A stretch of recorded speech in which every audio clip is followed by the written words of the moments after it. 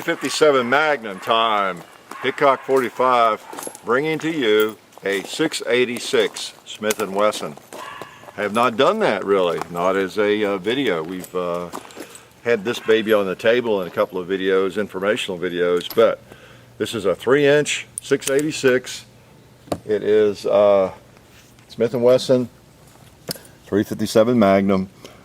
It was a kind of a special run that Talo Distributing, I guess, ordered from Smith & Wesson. You know, that happens a lot. There are a lot of Lou Horton, lots of the major distributors or people with a lot of clout that are going to sell a lot of them will I guess put in certain specs they would like, whatever, 5,000, 20,000 guns in a certain barrel length, or maybe some other little bit of a unique feature perhaps. And anyway, I guess this one's a little different in that it's a 3-inch barrel. It had some beautiful grips on it when it came, and not that there's anything wrong with the ones I have on it, but it was a really nice looking gun. You know, Smith & Wesson revolver has trouble being ugly to begin with, and that one, as you can see, really is a nice little package. I put shorter grips on it, more of a boot grip. Those were some custom grips I had for actually a 629 is what they're for. But when you have a Dremel tool, have Dremel will travel, will carve.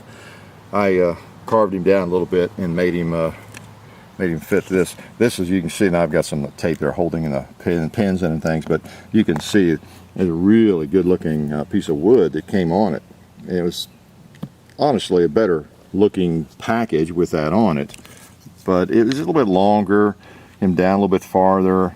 And I've got this thing about guns being, I guess, kind of symmetrical. If it's a 3-inch gun, it's a nice small gun. I want the smallest grip I can get on it that's the most convenient. It'd be like having a subcompact Glock with a 6-inch slide or something, and a really short grip, or vice versa. You know, it's just you know, it's small enough to be, I don't know, carried in a lot of different ways. It's just a really handy little gun, and I like a boot grip anyway, so I put a boot grip on that baby. But 3-inch, you've got the underlug that the L frame is, you know, that's characteristic of the L frame. And you know, if you haven't seen it, I have a video on the various frame designations on the Smith. This was the L. It's a little bit beefier than the K. That's the underlug, and in that short barrel, even in a 3-inch barrel, you get a little more weight, got a little more heft with the frame, and so it makes a very shootable little gun, more so than the 3-inch 629 44s, right? So what we're going to do is shoot it, and I'm not sure what else to tell you about it other than, as I say, it was a special run, and it is a newer model. Of course, this is new, so you've got some of the, I guess you could say, distasteful features, characteristics that some people really don't like. You know, the key lock. You've got the frame-mounted firing pin. You know, the firing pin's not on the hammer anymore on the Smiths, and you've got your key lock and those kinds of things. But I don't know, they don't really detract all that much. I can live with it if it's a really nice package otherwise. And this is a nice little gun. I really like it. I couldn't resist. This is my gun. It's a sweetie. Okay, if you ever heard of a 357 Magnum called a sweetie? You have now. Let's take some more shots. Now, I haven't had a 686 for a long time, actually. I had a 6-incher like this, back in the 90s, well, late 80s, mid 80s, I don't know, into the early 90s. Even competed with it a little bit, and this one holds 7. That's another characteristic of it that's a little unusual. 7 rounds, hard to get used to that. Okay, so it's not a 6-shooter. Let's take some shots. Look at those cans begging to be hit.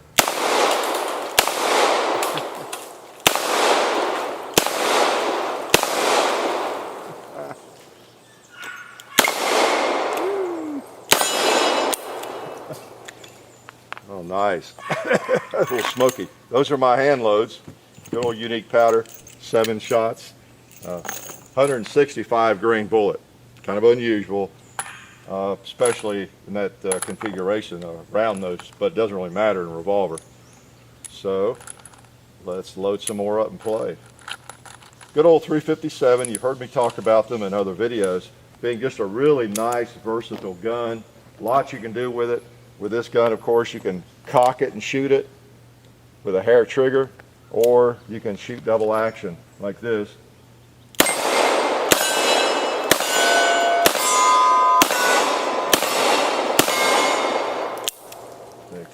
So shoots just fine, double action. And it also shoots very well, single action. I mean, if you need a really precision shot at 500 yards or something. Ah, wow, just kidding. Woo. Good old Smoky. Let's see, what do we want to shoot? Well, what about a 2-liter?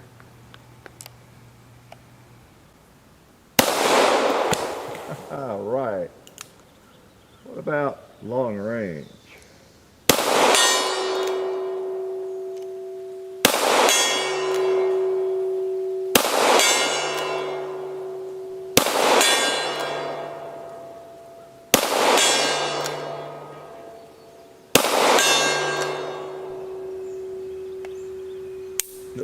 All right, reaches on out there. Continuing my my advocacy for the short-barreled guns. I mean, I really, this gun is a replacement in a lot of ways for a 3-inch Ruger GP100 I let get away. Probably should have hung on to.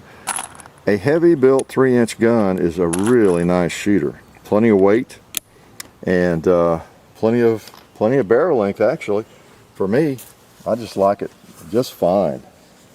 Very rare that I feel like I need a longer barrel, and so you've got the heft here, you've got the weight to absorb you know, most of the recoil if you want to shoot something really hot, and just a handy gun. Now, I've not shot it a lot, but just enough to know I like it. Let's see if we can figure out where to hold on those animals.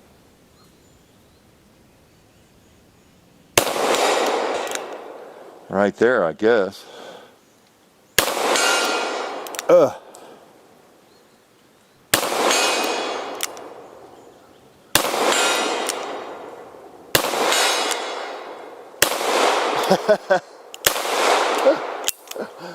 right, didn't hit him high enough. We normally, confession time, we normally set the big heavy ram so that he'll fall, or else he won't fall. I mean, he may not fall with a 44 unless you hit him high. If you've ever done any long-range silhouette shooting, you know those rams, I don't know what they weigh exactly. They're really heavy. So that's why sometimes he'll roll on over and other times he won't.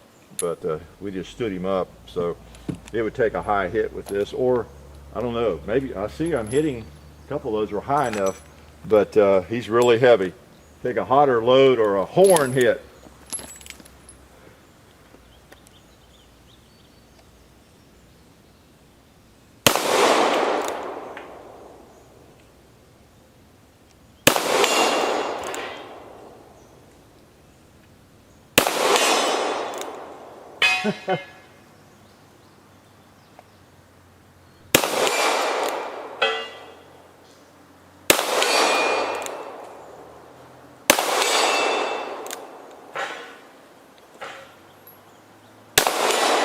All right, this little thing's a good shooter. Got me a little chicken, and plus I got a turkey I didn't even shoot at. That's going beyond, isn't it? That's pretty good. Scared him over. He just thought he'd fall over to avoid the bullet. Can't blame him, really. Who wants to get hit with a 165 grain bullet? You know, no fun, I'm sure. You know, I feel like well, let's take those other big guys down.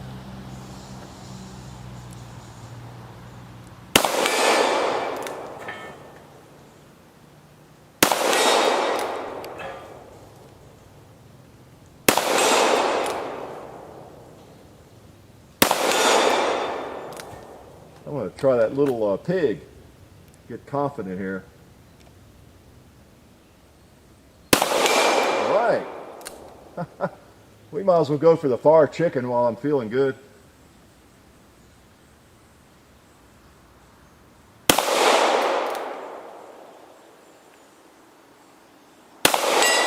All right, popped him on the head, I think. Let's try this 2-liter. Oh, let's flinch and not hit him. Okay. All right, nice shooter. You know, sometimes you just you feel steady, but then other times it's just the gun, the nice trigger, and sights are clear. And again, you know, I like to shoot these things long range. Partly, look at old dirty powder. Don't you love it? It's almost like black powder. Oh, good old Unique.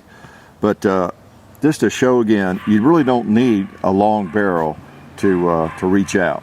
Okay, shown that over and over and over, and just like to reinforce that. Let's play close up here a little bit.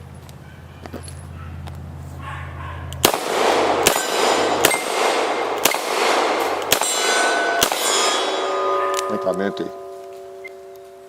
Oh, I wasn't. All right. All right, he died an exciting death, didn't he? Nice, nice. Well, let's try a couple of warmer rounds here, just because we can. These are some factory Remington 125 grain loads. Possibly get a slightly different point of impact, so I'll have an excuse if I miss. If I miss. Why would I say something like that? Let's try the tree. These might knock the tree around just fine. If I can figure out where to hit.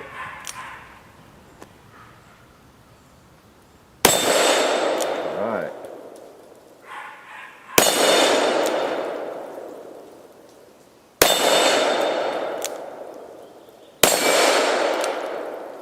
It's been a bad hit.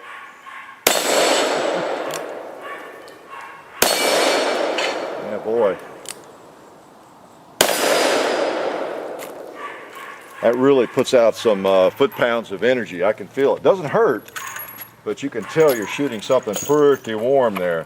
Again, that's the versatility of the 357 Magnum. I meant to bring out some 38 specials. Couldn't put my hands on him right away. Shot a bunch of them up the other night in a video, but you know that. We've talked about it. You can shoot 38 specials in here just as easily. These are some Monarch, 158 grain. These are made in Serbia. I ran over there and picked those up this week. It's got a mean looking hollow point, doesn't it? Always like the looks of those. Mean looking bullet.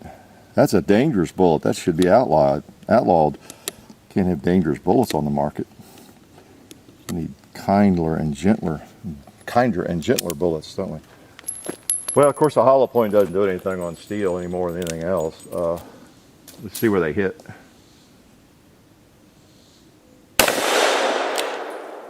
Okay.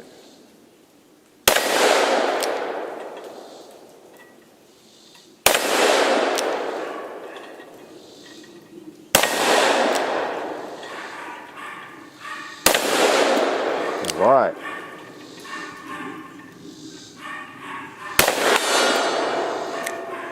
Got one more. Cowboy, you gotta go. Those have some foot-pounds of energy too. Again, recoil is manageable, but shows you the versatility of the 357. For just plinking around, I arrive at a nice light Magnum load, and that's what I load hundreds and hundreds of. And if I want to just plink around with a 357, these are the ones I normally get, and I'll shoot a few really hot ones just for fun sometimes. But you know, they're just great. They clean up beautifully, as you've seen. This gun was perfectly clean, but it looked like this the other day. What do we want to shoot here? What else? Let me get a couple more rounds just in case I can't control myself and have to shoot some more. Sometimes that happens, doesn't it? Oh, there's a guy we forgot. Looks like he's draining out. Woo! Nice. Nice. There's a paint can, I see. All right.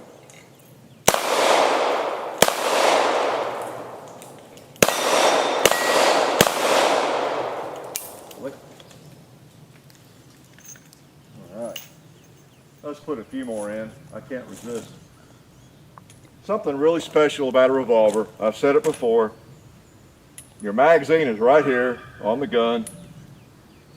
And you know, I usually don't even use a speed loader. Of course, I don't have any 7-round speed loaders yet either, I'll have to say that. I'm going to hit that old goat a couple more times just for fun. If I can hit him right in the eyeball or in the horn, he might fall. All right.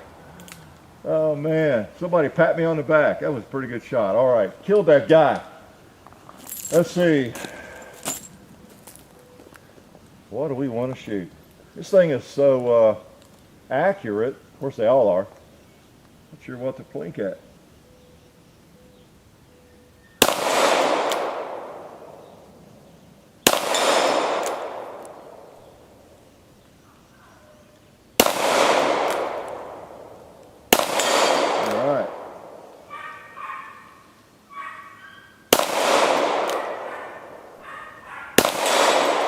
I think that was the last shot.